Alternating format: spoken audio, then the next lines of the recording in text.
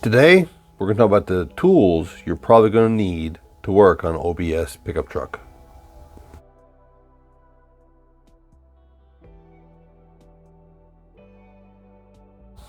Afternoon, it's Uncle Buck. We're back in Uncle Buck's garage. Today, we're going to talk about some of the tools you're going to have to work on an OBS truck that are different than normal. Some of the things that you're going to have that most guys just generally don't have in their toolbox. Lunchbox? Toolbox.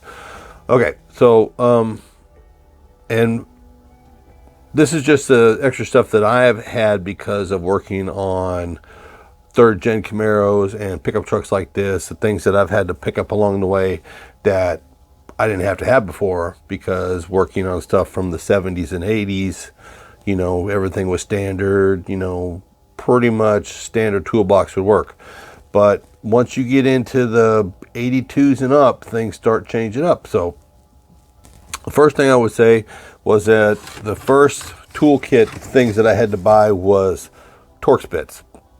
Okay, I have Torx bits and Torx bit sockets because of some, now with the new generation blocks, they have the studs that come out that have the Torx head on them to remove them and install them and tighten and all that kind of stuff. So it's a necessary evil to spend the money on that.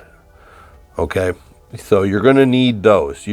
Doesn't matter what you're doing, what end you're on, underneath, above, back, front, sides, doors, whatever, you're going to need Torx bits. It's just the law of the land now, okay? And the second thing I would say, and this is one of the best things I ever come up with, this is a 10 millimeter assorted different socket set from O'Reilly's. This was like the best money I ever spent. This was like the bee's knees. This is already, just working on that truck has become one of the best investments I ever made, okay? Assorted 10 millimeter sockets, different sizes, different types, elbows, knuckles, straights, deeps, shallows. This is a lifesaver, all right? Now, if you're running OBS, you know you're running at least a 20-year-old truck. At least, okay? So things are going to need a little bit of lubrication. Come on, guys. PB Blaster or WD-40. Every time you take something apart, you pull something that hasn't seen the light of day in 20 years, give it a hit. Because you're probably not going to be in there again for a while, and it's just money well spent, okay? Just give it a hit. Hinges, locks, latches, everything. Give it a hit. White lithium grease, okay? And anti-seize. All right, so you take them lug nuts off there, you put anti-seize on them. You take the plugs out, you put anti-seize on them, especially if you're running aluminum heads, if you're running the new 5.3 liters that everybody's swapping out the LS's, and I have that in my other truck, you know, white wedding, because I bought it brand new.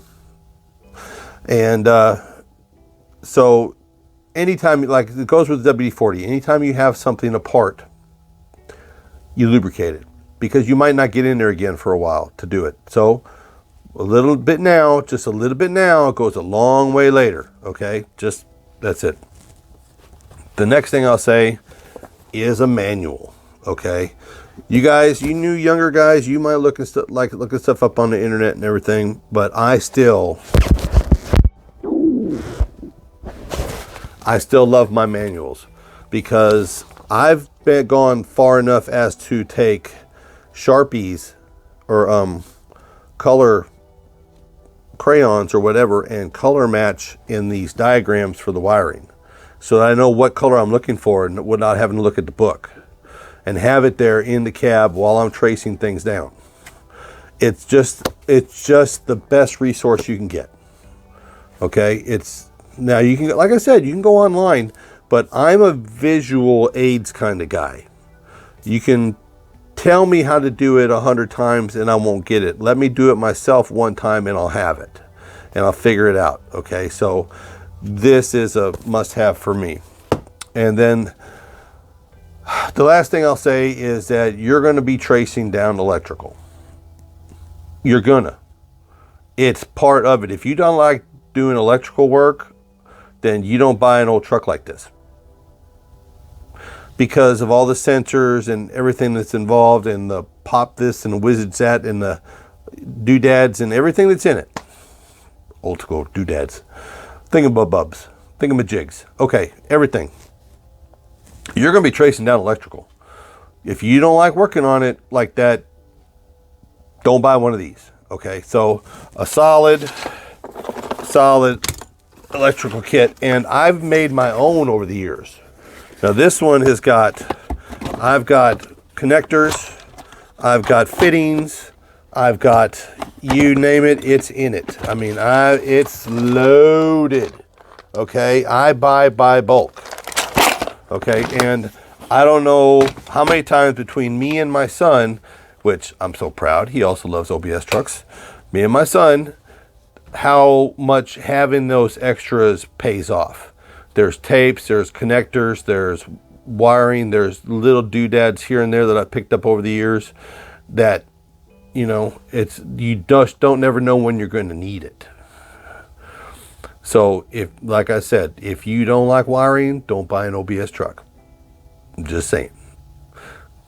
All right, but that's about it. That's pretty much, if you covered those bases, you're not going to be running to the store in the middle of the afternoon looking for a tool, because that pretty much will cover everything you need, along with your basic kit of tools. You know, screwdrivers, wrenches, ratchets, the whole 9 yards. But those are the kind of the specifics you're going to need for an OBS truck, something that's running 20 to 30 years old. And you're going to need that stuff. Every time. You're going to need something out of that kit. I do. And I'm pretty sure you're going to too. So if you're here and you've liked a little bit of this, give me one of those. Like, share, and subscribe. Y'all have a great day. Because a great day today could be an even better day tomorrow. Y'all be good.